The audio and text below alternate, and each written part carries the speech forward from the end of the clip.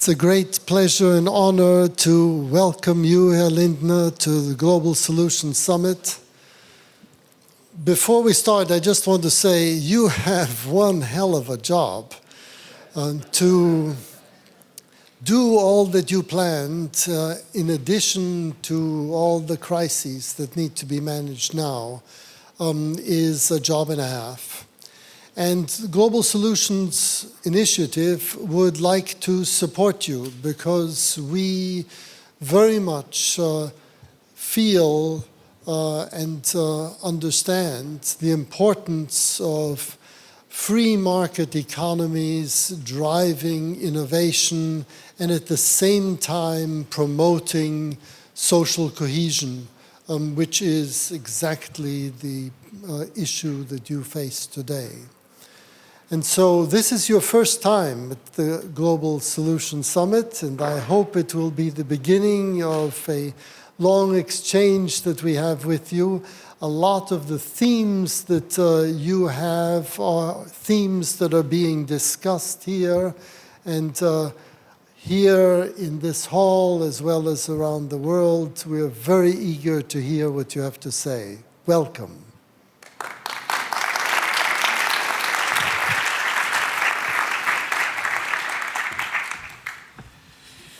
Dear Dennis Noah, thank you very much for this encouraging introduction. Yes, challenging times.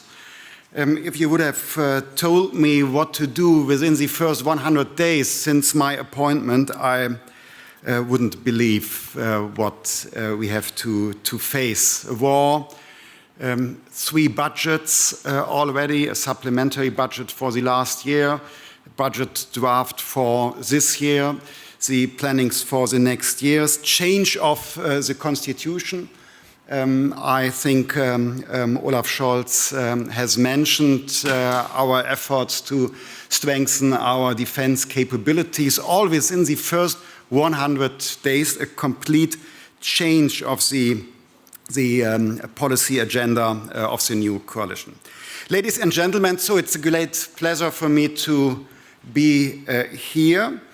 To start with a historical perspective, the G7 were founded on a Franco-German initiative during the oil and financial crisis in 1975.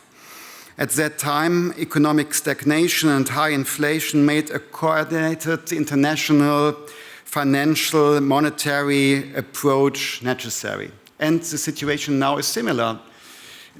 This year, Germany holds the G7 presidency, and the agenda for the finance track is following the tradition, is even following the concrete questions of the year 1975. And so I'm grateful to the Global Solution Initiative for leading the G7 to come up with innovative solutions to boost multilateralism in this critical year. Today we find ourselves once again in challenging economic times, increasing inflation risks post-COVID and augmented by the rising energy prices caused by Putin's attack on Ukraine.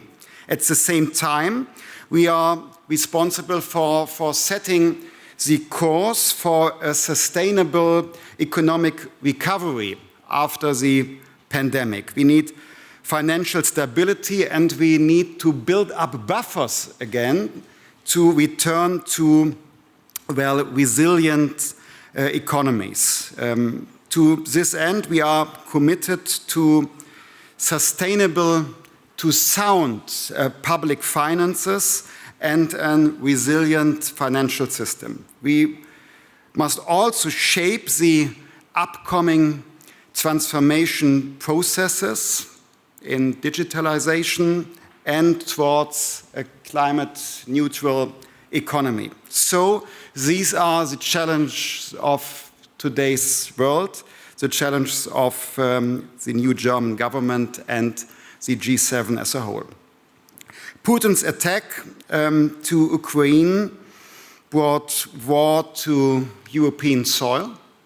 I'm a member of a generation well, which I've never thought would be confronted again with war on European soil. So we stand in solidarity with Ukraine.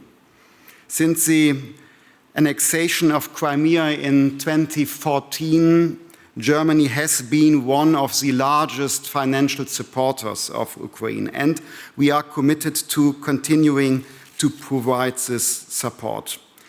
We are united with our European and G7 partners, as our closely coordinated response has demonstrated very clearly.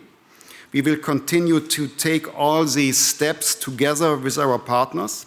We have reacted swiftly, decisively, and with the toughest financial and economic sanctions in history. And they hit Putin's war chest.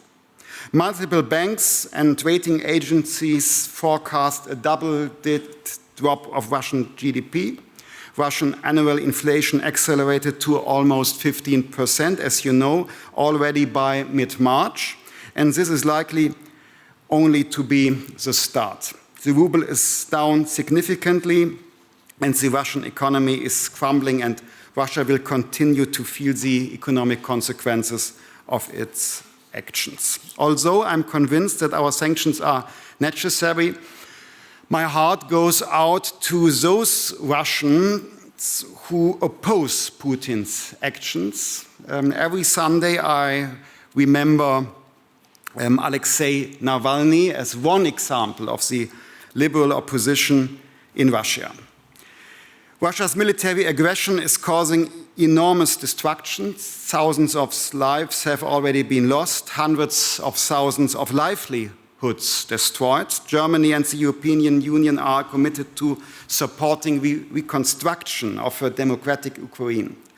Last week, I made a proposal for a Marshall Plan program for Ukraine after a ceasefire and after a peace process. And last Friday, the European Council agreed to develop a solidarity trust fund and is inviting its international partners to participate.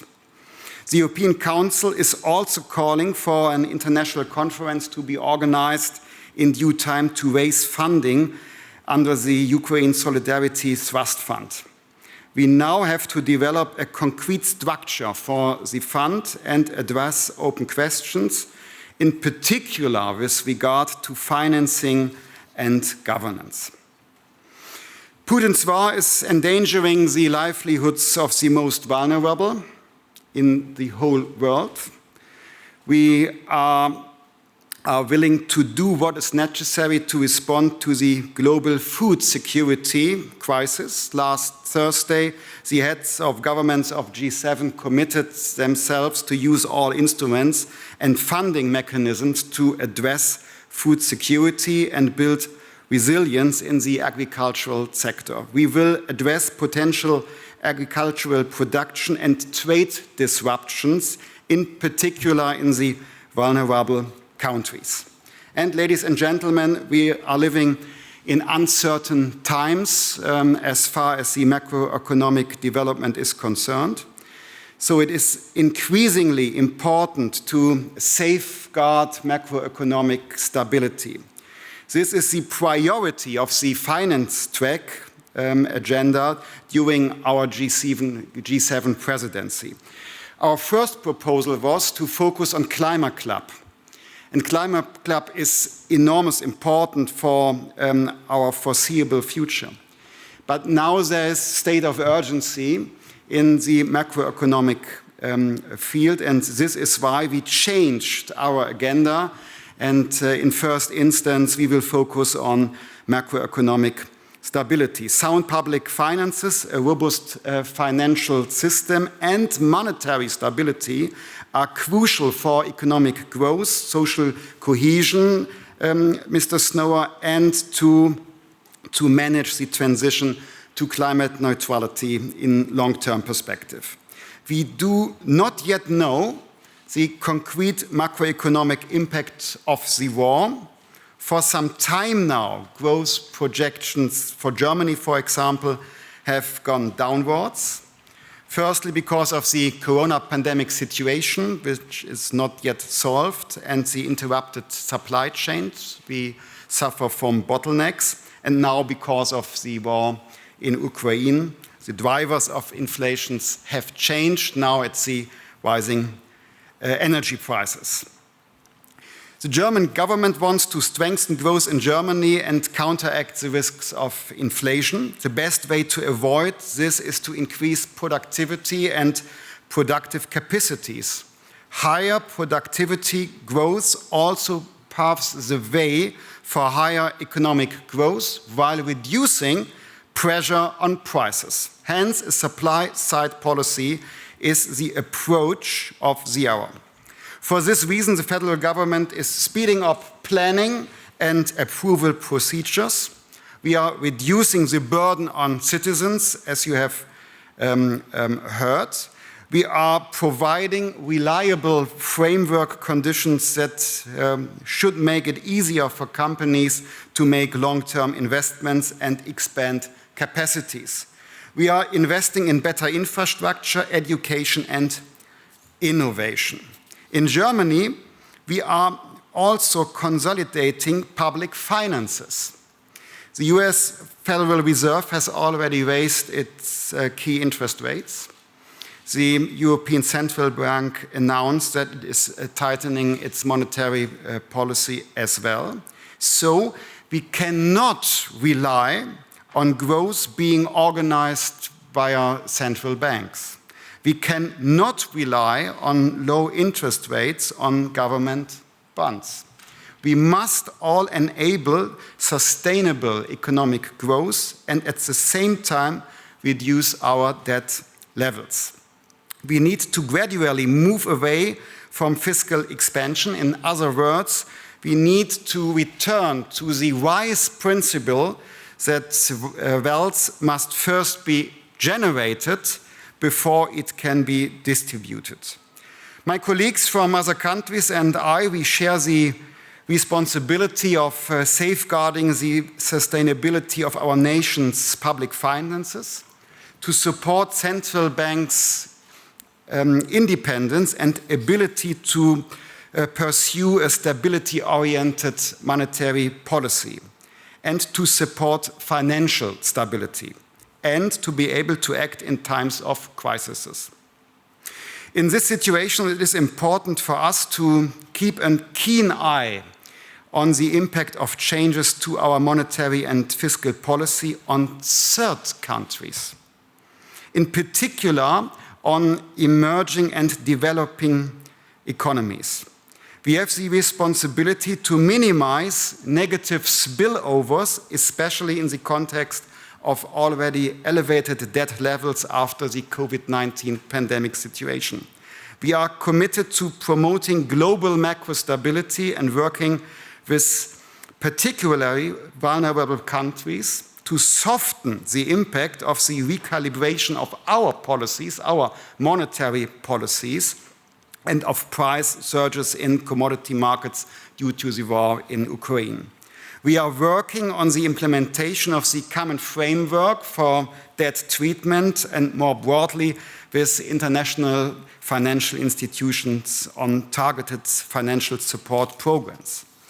One thing is clear, the next phase of the economic recovery is going to be particularly challenging for certain vulnerable countries, so that it is right now global solidarity and multilateralism are more important than ever. While reducing debt levels, we need to maintain sufficient leeway for investment in cutting-edge technology, climate action, and other important projects. We must enable investment in order to future-proof our economies. In doing so, we are not relying on old technologies. We are investing our way out of the crisis by focusing on the technologies and jobs of the future. And now is the time to activate private sector investments for all these challenges.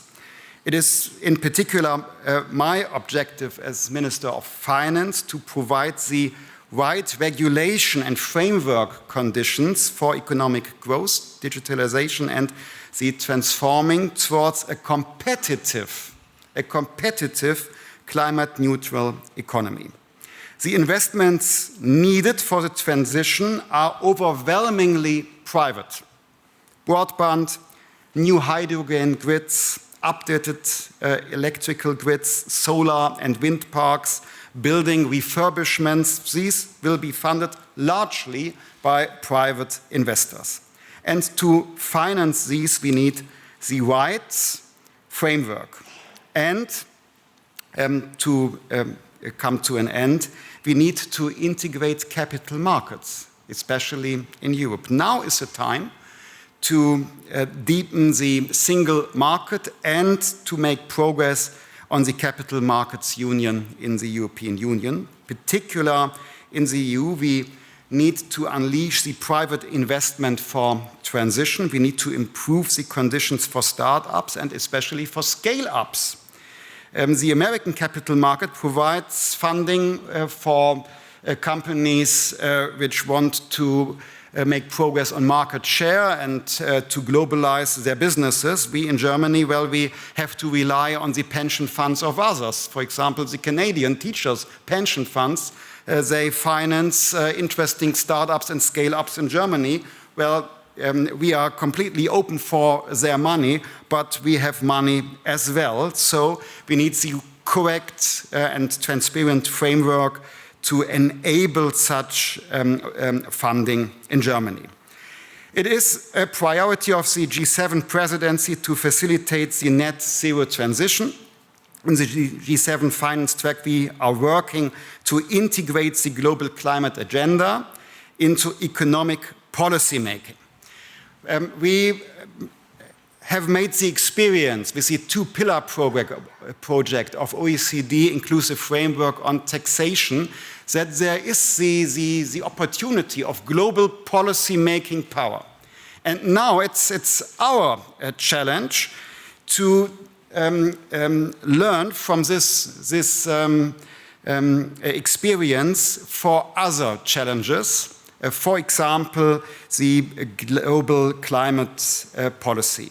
All G7 countries have committed to achieving climate neutrality, and the key instrument is now a market structure, an integrated market structure, so that carbon pricing will be the key instrument for market-driven climate neutrality.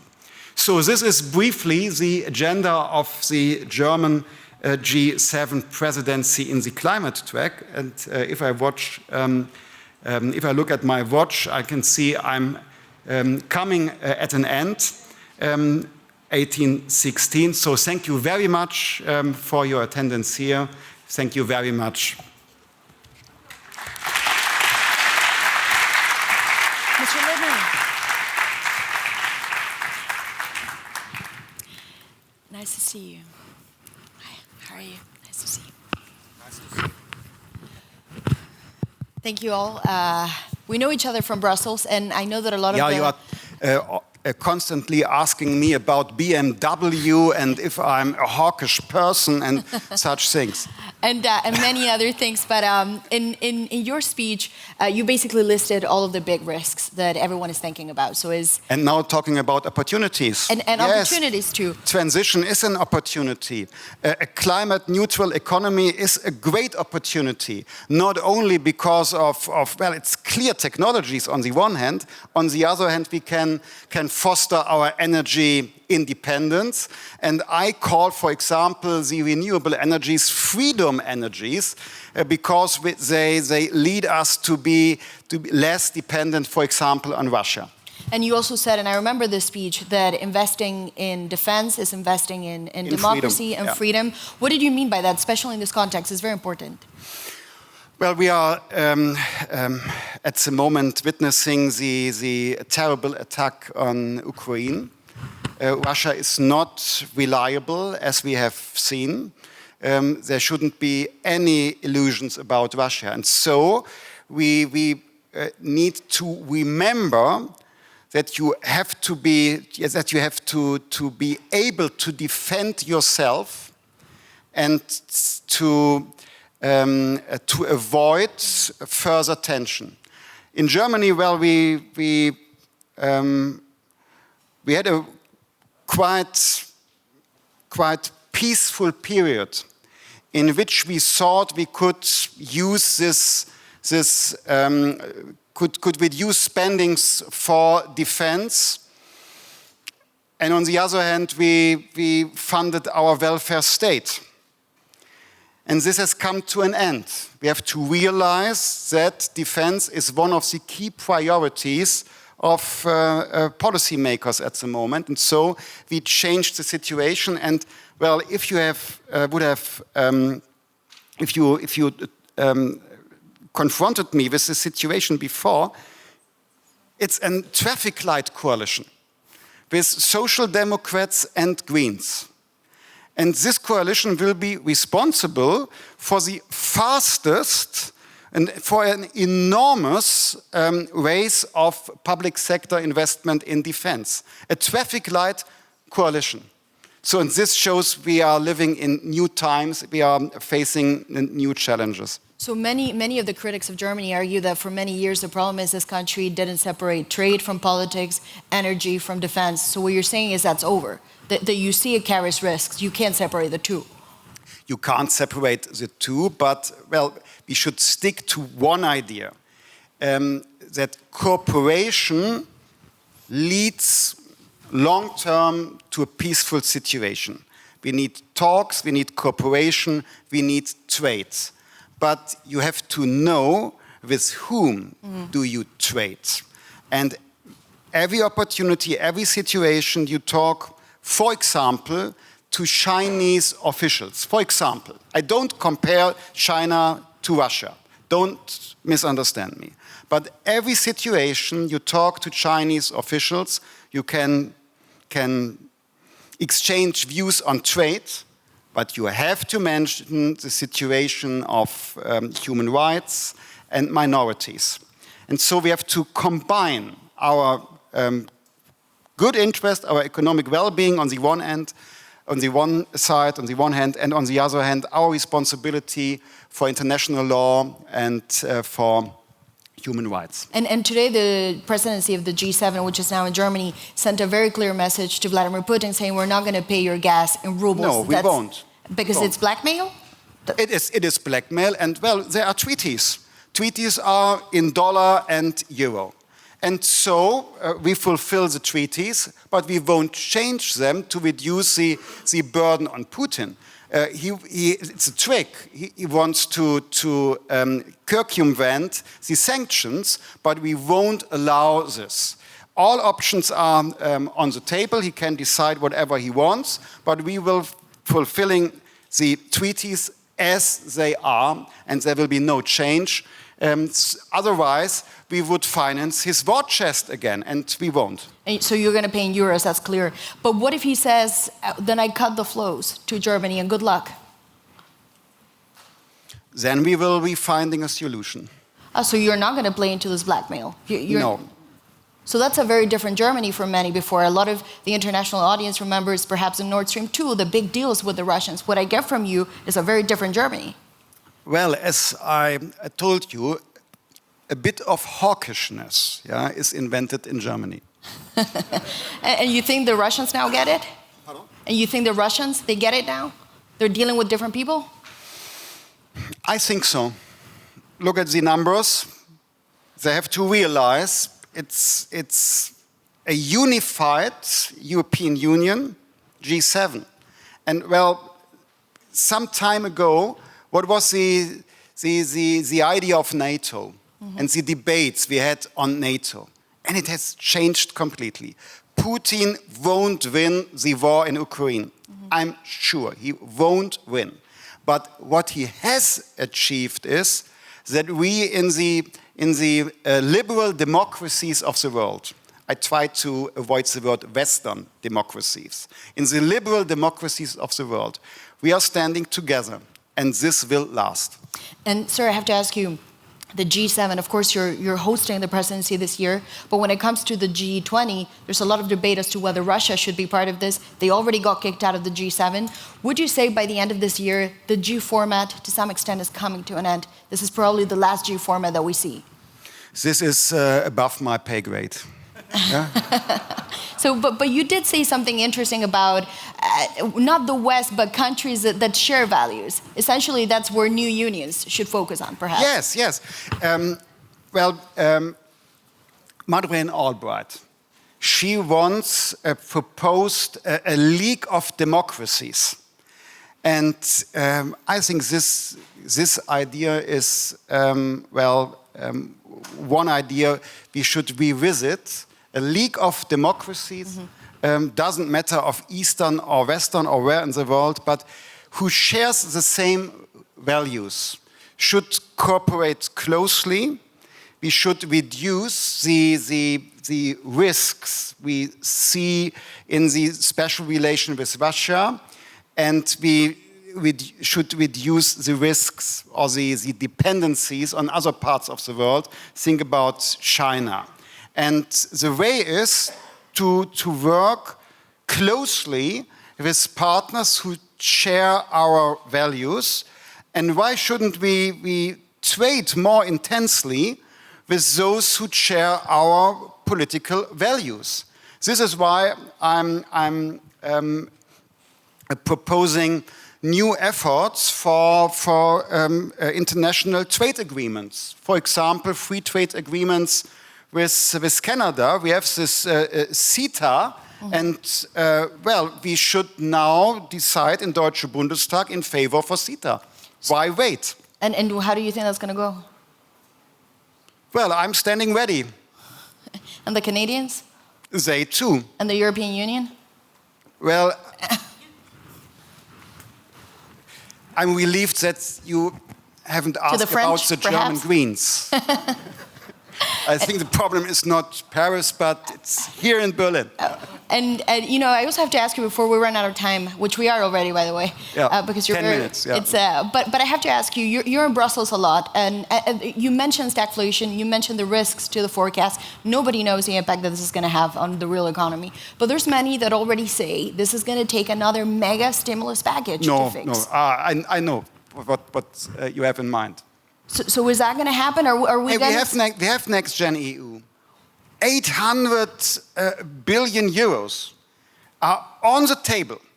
And in I expect it's very hard to spend that money because of legal proceedings, the absorption capacity of the economies. So there are 800 billion euros.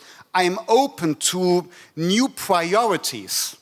But we don't need new funding, new facilities, new measures. Let's use the facilities, the 800 billion euros we already have. So you don't see more of that? I mean, because you know there's already a debate happening about this is going to take another stimulus package. Yeah, but the one we have is not yet used. So why open a new one? Why thinking about the next one? Let's use this one. I think it's a unique opportunity. And let's use it. And then later we can decide new, but I don't think we need anything more. Well, we're going to have to end it on this note. And he's been very clear, so no more packages perhaps for the time being. And Mr. Lindner, thank you so much. Thank you. We'd like to thank you very much. This has been a strong statement. And you have shown the importance of having a cool head and a soft heart. And a lot of these, I'd like to present you the Global Solutions Journal that contains many of the recommendations within the T20 and T7 format, and we look forward to a long exchange. Thank you very much, Mr. Snower. Bye-bye. Over. Auf Wiedersehen. Bye-bye. Thanks. See you in Brussels. See you very soon.